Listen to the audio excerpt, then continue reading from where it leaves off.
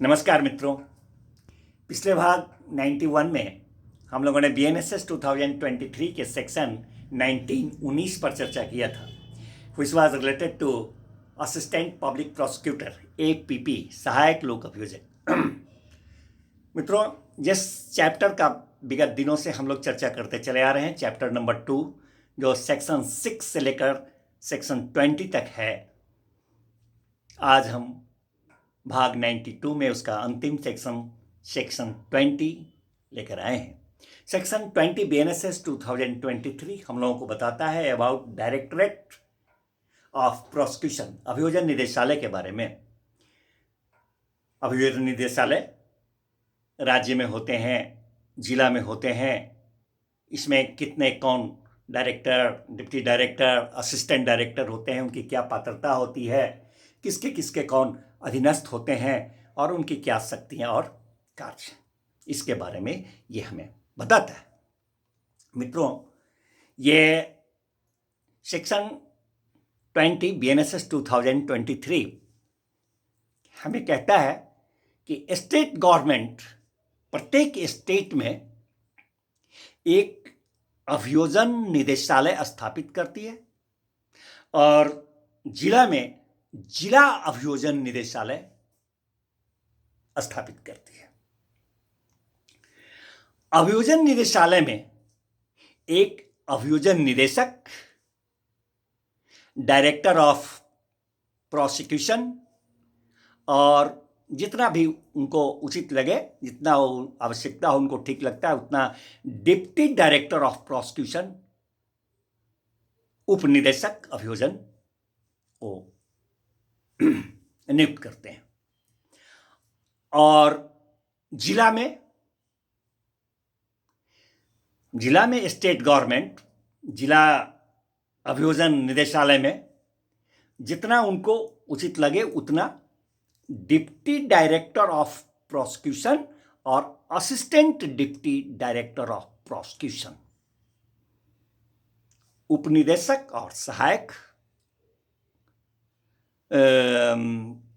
निदेशक नियुक्त करते हैं। ये सब अभियोजन से ही है, अभियोजन के। अब मित्रों, इनकी पात्रता क्या होती है? तो निदेशक महोदय जो होते हैं राज्य में, अथवा उपनिदेशक महोदय हैं, वो 15 साल तक बतौर अधिवक्ता अगर विधि व्यवसाय किए हुए हों, अथवा वो सेशन जज हों अथवा रह चुके हों, तो ये उनकी पात्रता होती है।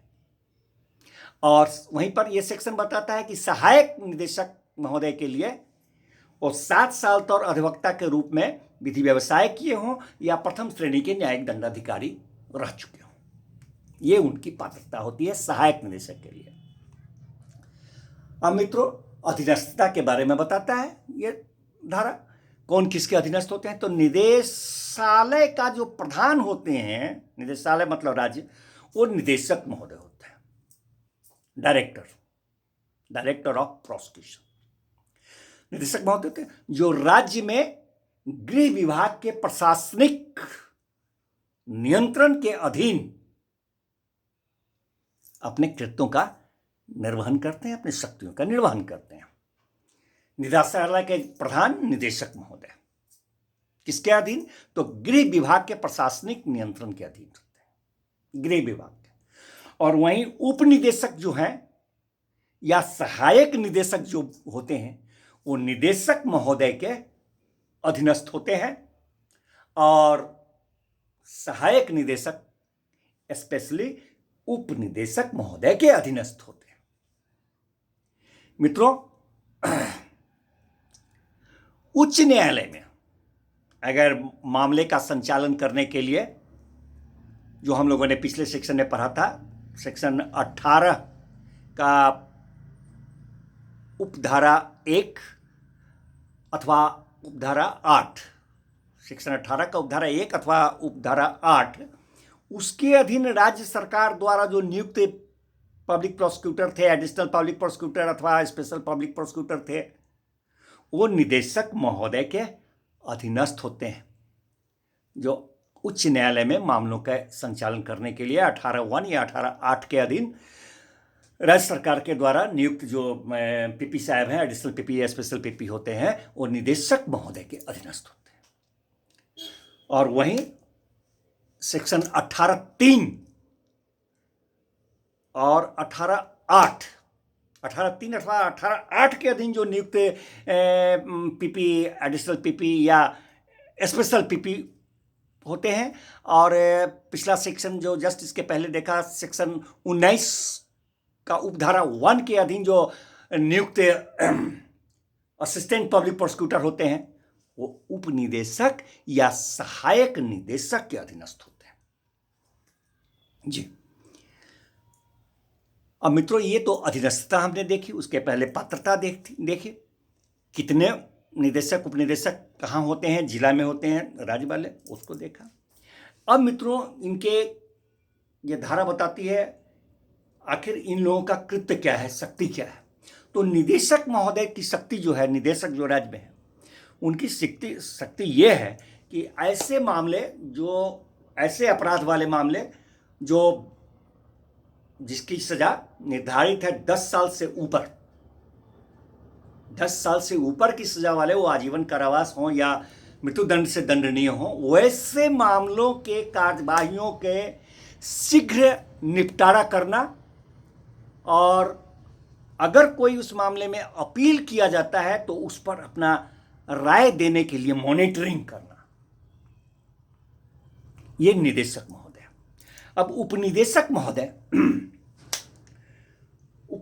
महोदय की जो शक्ति है, वो 7 साल से ऊपर वाले जो दंडनीय अपराध हैं उसका मामला, और 10 साल से नीचे वाले जो दंडनीय मामले हैं, अपराध जो दंडनीय हैं, मतलब 7 से 10 साल के बीच वाले, 10 साल से ऊपर वाले तो निदेशक महोदय के हैं, उप निदेशक महोदय का 7 साल से 10 साल के बीच वाले जो मामले हैं, उनका त्वरित निपटारा, एक्सपेडिशियस डिस्पोजल को सुनिश्चित करने के लिए